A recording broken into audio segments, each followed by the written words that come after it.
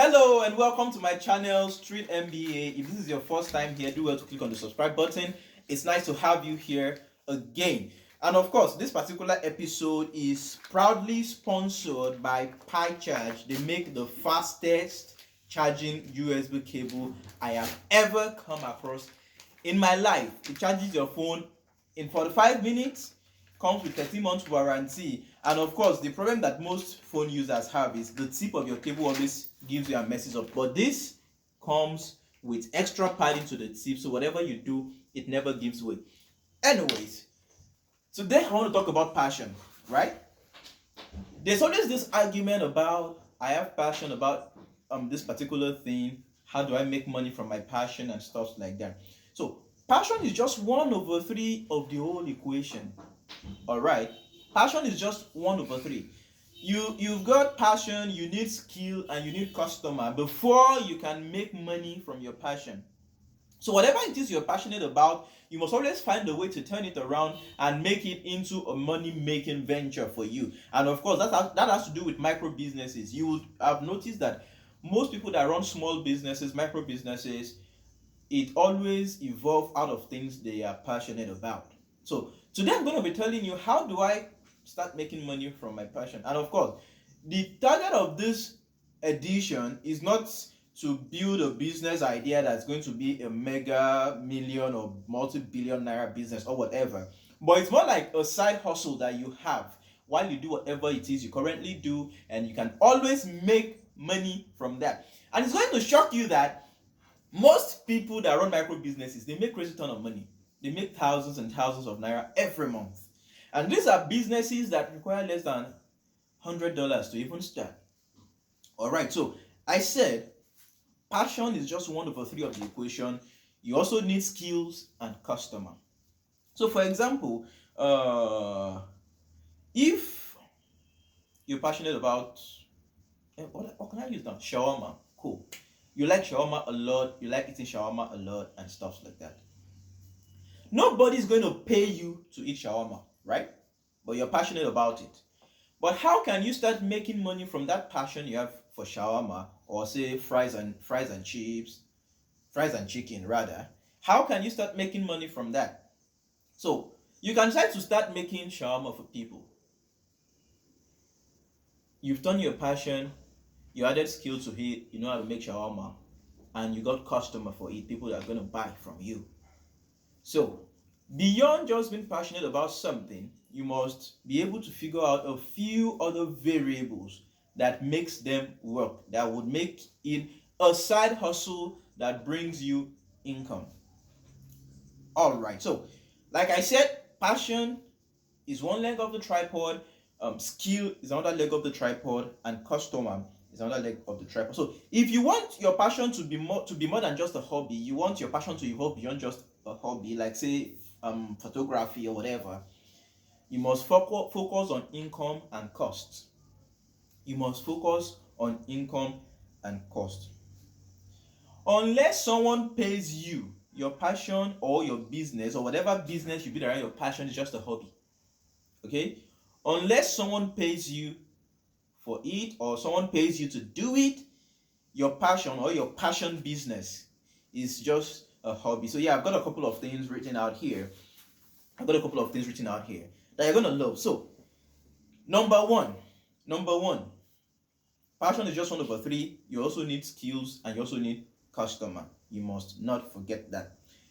Secondly, if you want your passion to be more than a hobby, you should focus on income and cost. So you want to focus on low cost and being profitable to turn your hobby into a business.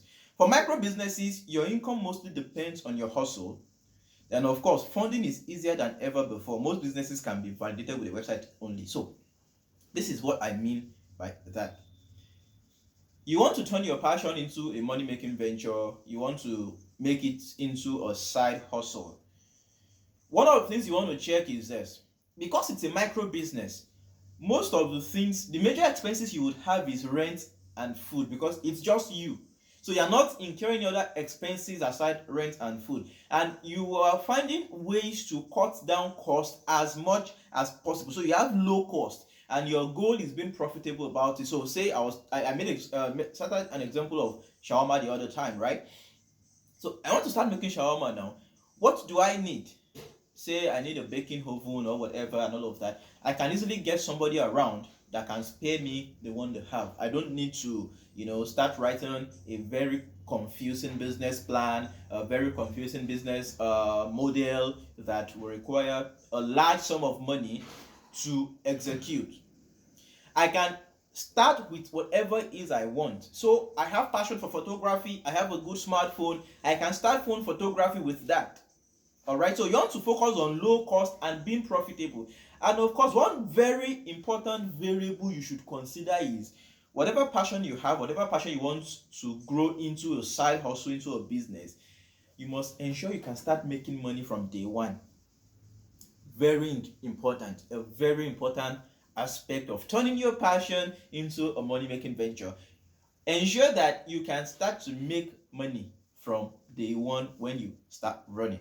It is very important. So when you're doing that, major expenses, rent and food, you need that energy to drive sales. So that you can focus every of the resources you have on driving sales.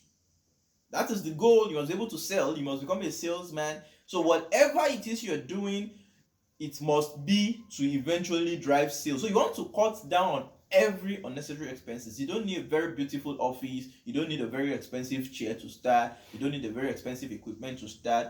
Start with the basics you have. Something very simple, something very basic, and all of that.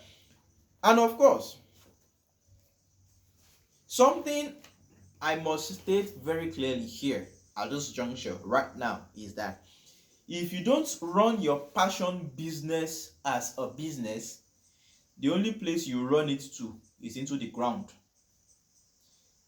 If you don't run it, you have passion about something, you like organizing stuff for people. If you don't put a structure in place and you run it as a business, people know I'm not just doing this thing to while away time. This is how much I charge for it and stuff like that.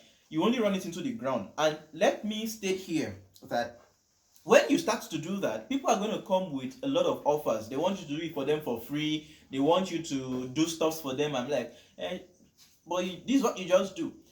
Let them know you charge for it. Even if you're going to do it for free, this is a secret you should imbibe into your business or whatever you do.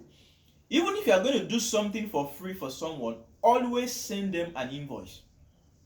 It gives your brand a reputation, it gives your brand a name, and you are training your potential customers, you are training the customers you're getting how you want them to communicate your brand to other people. So let's say you sell a particular thing for, say, 100 naira to start with, and I did it for you at 1 naira. I am going to send you an invoice and I will state it there that I gave you 99% discount on what I just did for you. So that the next time you are referring me to someone, you won't just say, person, he did it for me at 1 naira. No. Whatever you do for anybody, always send them an invoice and state it there. I gave you 100% discount because of our relationship, so that they understand the value of what you did for them, of what you do. That is not just one of those things that he just does. Nah, I don't just do graphics. It's a business I do. I don't just do branding. It's a business I do. I don't just do content because I want to do content for not being bored. I do content for brands, and I'm going to send you an invoice that this that I have done for you, this is how much it costs. But of course, because of our relationship, I'm giving you 80%, I'm giving you 90% discount. So very important. If you don't run your passion business as a business, the only place you run it to is into the ground. Then number 3, which is the last thing I'm going to talk about, is action beats plan. Every time. Most times we develop analysis paralysis, trying to come up with a very perfect plan, a very perfect model, a very sophisticated plan, so that when you run, you'll be like, damn, that's some crazy stuff you're doing there. See, keep your plan simple. Action beats plan all the time. You have a working model. There's something we call proof of concept. There's something we call MVP. you've done a proof of concept that this thing actually works. You've tried to market it to one or two people and they are interested in getting. And like I said, ensure whatever you want to do, you can start to make sales from day one. Okay, so make use of business model canvas instead of business proposals. A business model canvas is a one-page document that summarizes everything. It has 9 building blocks. Talk about your value proposition, what makes you different from competitors, your customer segment, your communication channels to your customers, your key activities that you need to do to deliver your value proposition, the key resources you need, the key partners you need, and you talk about the cost structure. What are you spending money on, and revenue stream? How are you making money? Alright, so it has 9 building blocks. Make use of a business model canvas instead of coming up with a bogus and confusing business proposal. Very important. Put your business plan on a single page. It's as simple as that. Put your business plan on a single page. Alright, so some of the questions you must be able to answer on that single page is: number 1, focus on what you will sell. Number 2, who is your customer. So focus on what you will sell, focus on who is your customer, focus on why they will buy from you, and focus on how you get paid. Those questions are very important for you to answer and get answers to them before you can start. What you will sell, either service or product, who your customer is, very important, why they will buy from you and not from someone else, very important, and how you get paid, very important. If you're able to get answer to those 4 questions, please go ahead and start. And on the final note, set a launch date. You should have a mission statement, and your mission statement should not be longer than just a single tweet. That's 140 character or so. If it's becoming too long, you are confused already. Make it short and simple. So I hope you enjoyed today's episode. My name is Adeolu Timothy, and this is Street MBA. If this is your first time here, don't forget to click on the subscribe button. See you some other time. Peace.